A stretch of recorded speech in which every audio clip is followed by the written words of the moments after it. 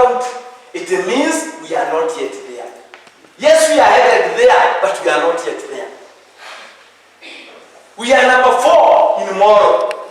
We are number 1 in the private category. Hiyo mambo ya private tuondoe. Let's compete with who is who. Because looking at you, the way you dramatized here, the way you are singing during mass, the way you did the psalms here, it tells me between your ears there is something. Can we use it well? You go around, you hear people talking about gender equality. There is no better gender equality than getting educated young girls. Gender equality is something you can get by empowering yourself through education. And that's why I challenge you. Tell me one woman in this country who is a politician and she's not educated. There isn't. There isn't. But show me men who are politicians and they are not educated. Yeah. Because what we live in a society where we are defined by different things. When I see the ladies who are coming here to talk, I see confidence. And I can tell you, beyond the grade, I challenge you by the time you are leaving that gate of St. Clair, be a person who can stand in front of people without shaking and you make a statement. That will save your life. Going out with a name, but you are still timid, I can tell you it may be worse than you think. I was so happy when the parent representatives were talking. Sweet voices. Very confident. I'm telling you, I don't know where they work, but I can tell you, in their own version, they are a success story. Tell me one woman politician in Kenya mwenye hana mdomo. Just tell me one. There isn't. It is not Miriam Yabo. It is not Aisha Jumwa. It is not Marakarua. It is not Anwaigoro. There isn't. The society, when a woman is confident, the society attaches value to that.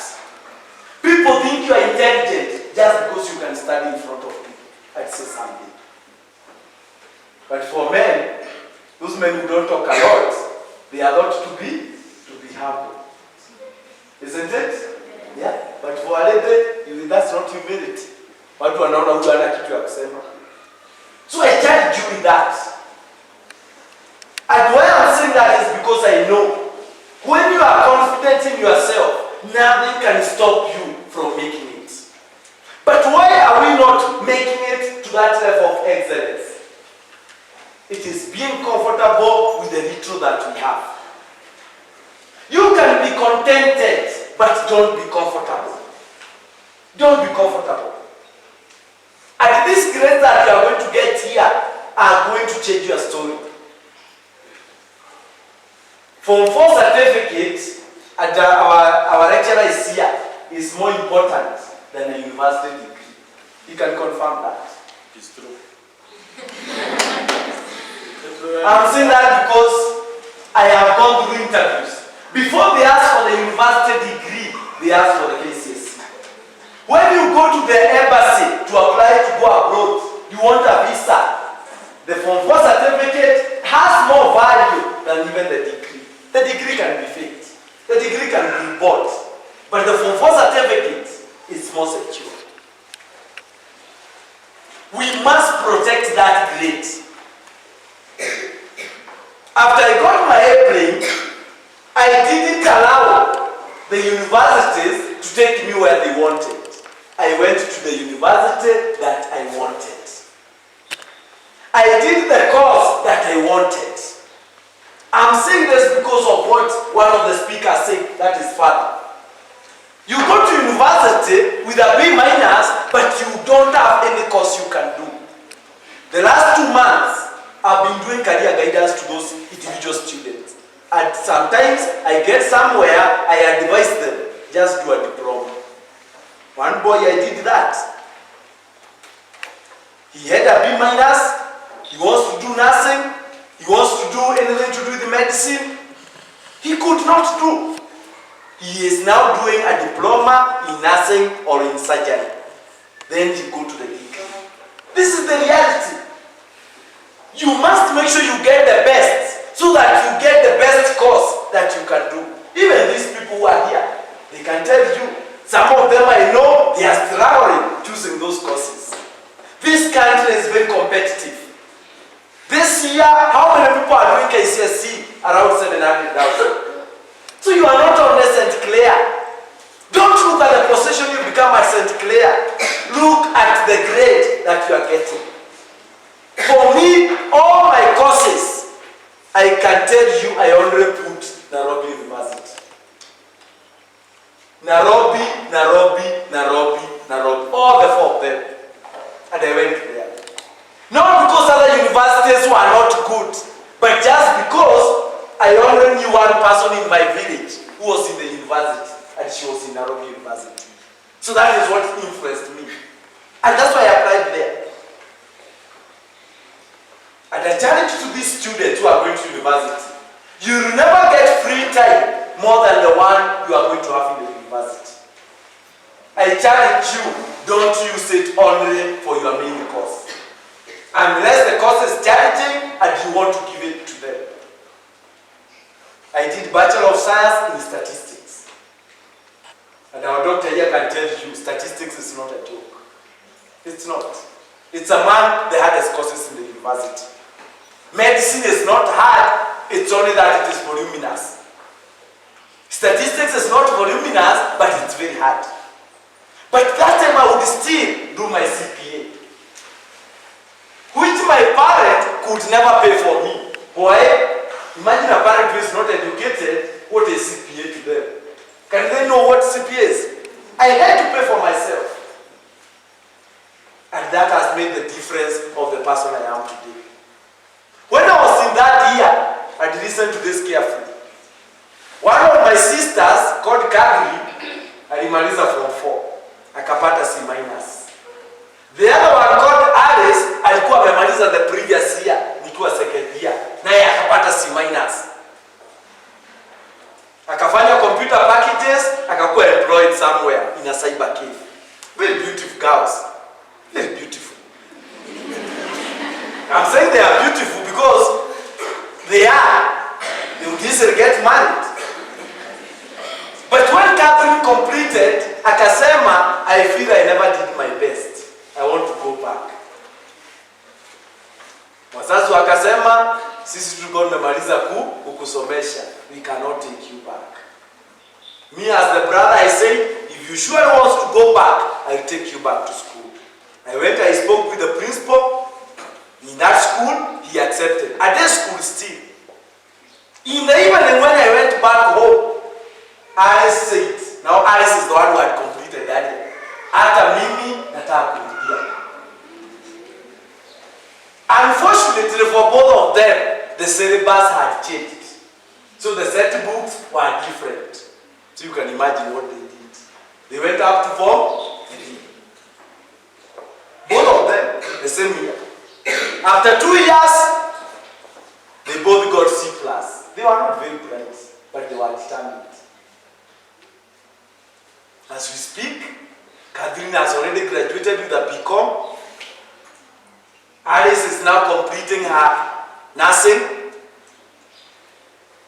Persistence is that important. These are not the days that we used to rely on marriage as ladies. Marriage is not now the hope. I'm not saying marriage is not working, but it is not the hope like it used to be. So girls, you must rise above that. Why did I pay for them? Because I knew the value of education. You people who God has privileged, giving you this opportunity at St. Clair, take this opportunity. Take this opportunity. I will challenge you to be 4 things, to do 3 things rather. Number 1, take your education as a personal initiative. Take it personal. This mini grade year, the school is not doing any exam. Those 4, forget this mini grade. This is the fruit of the principle. For the teachers, forget this mini grade.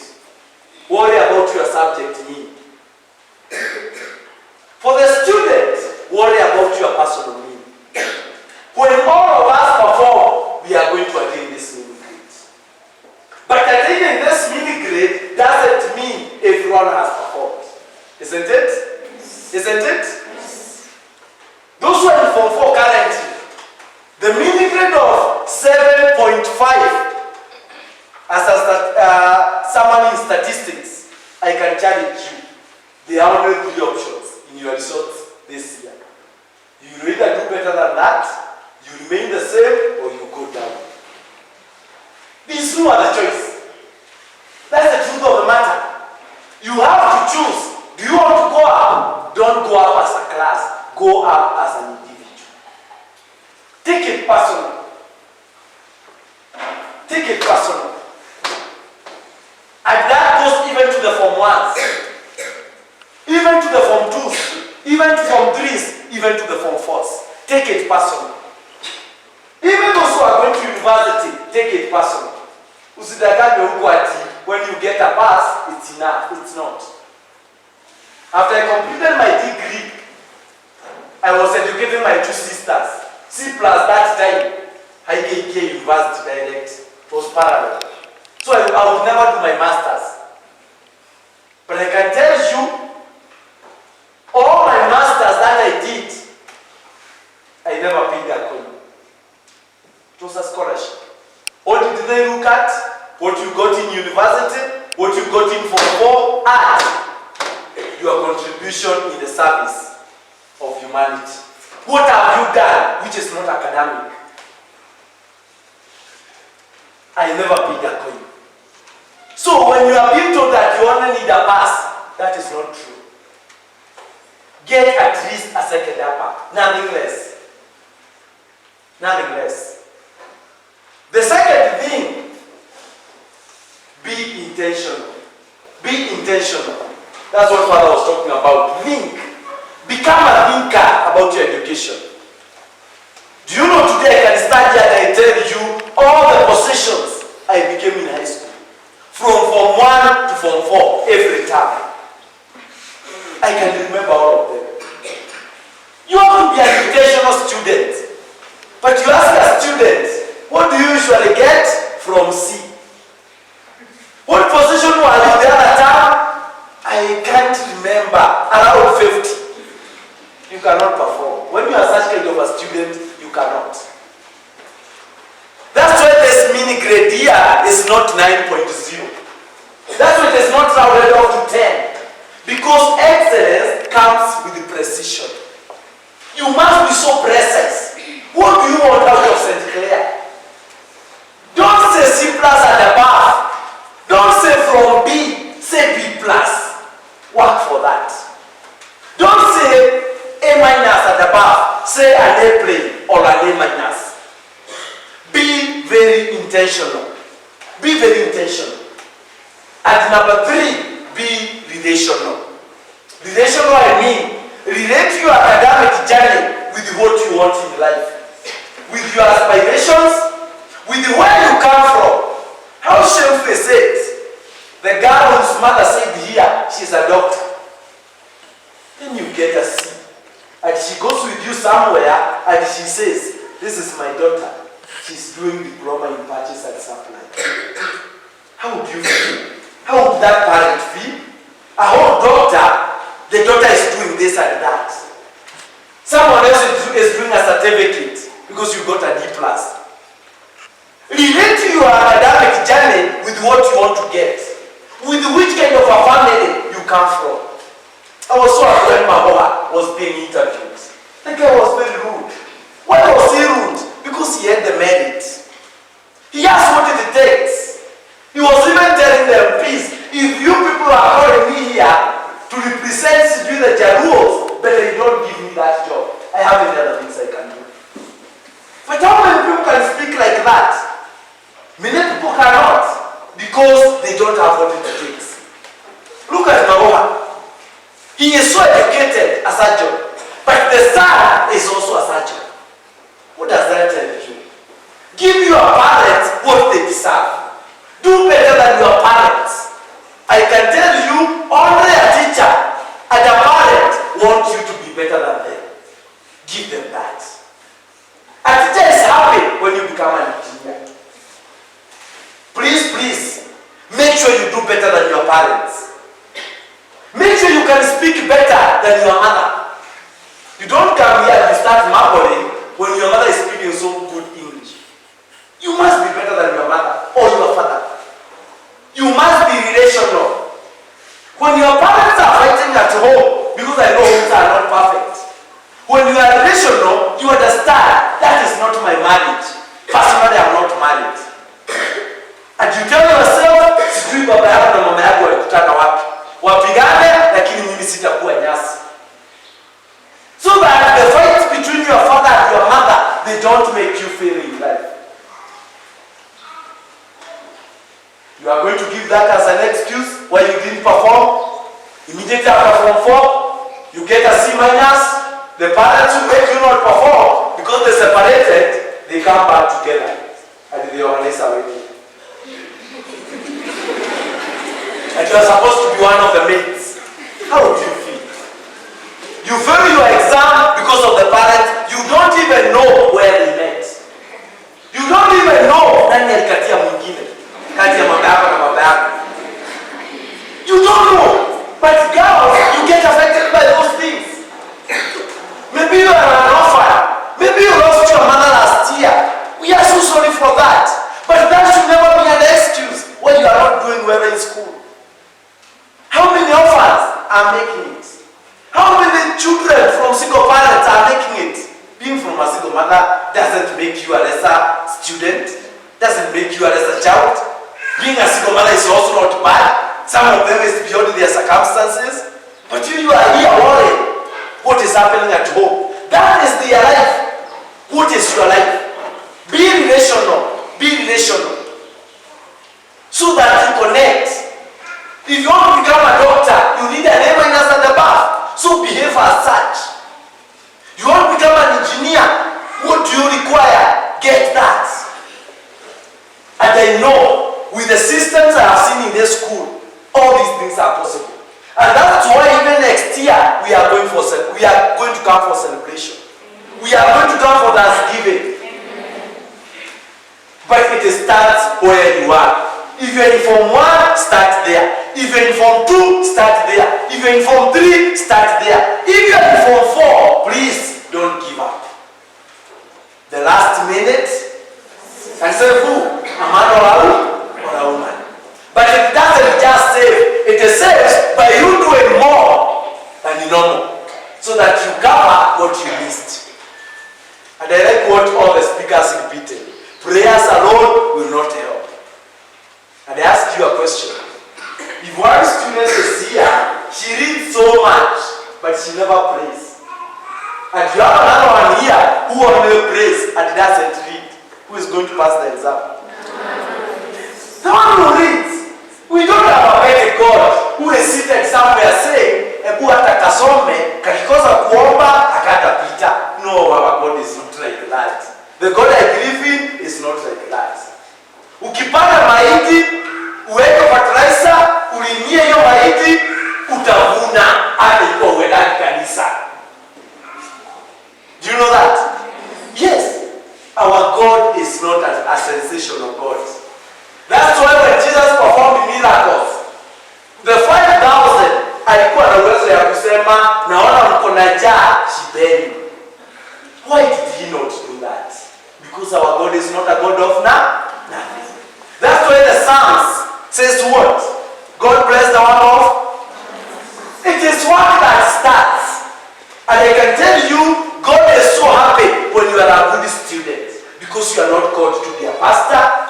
You are not called to be, a person who only knows how to say the rosary. Those prayers are good and they help us. But they must be complemented with hard work. That message was very clear even from the priest. But we must be serious. As I conclude, I want to give a message for all of us. school, those who are teachers, those who are parents, those who are going to university, myself, the administrators, a message that you cut across. And I want it to be titled, or rather be titled, the behavior that will make us give thanks again. The behavior that will make us give thanks again. And I want to give you 7 C's. 7 C's that will cultivate that behavior. C number 1, choices. Choices. You must make the right choices, girls. You either choose to be an addict of the mobile phone. You either choose to be a girl who every boy wants to sleep with. Right now, maybe some of you are looking forward to the holidays. Yeah, you can mama, but you don't live in another world. We live with you outside there. You choose to be on that television. You choose to give up. The choice you are going to make is what is going to be the difference. You make responsible choices, they give you responsible grades. You make funny choices, they give you what we call wild grades. Grades that are zinakushtua. Zinashtua hata mzazi. Wanaanza kuulizana tutafanya na nini na hii grade. Because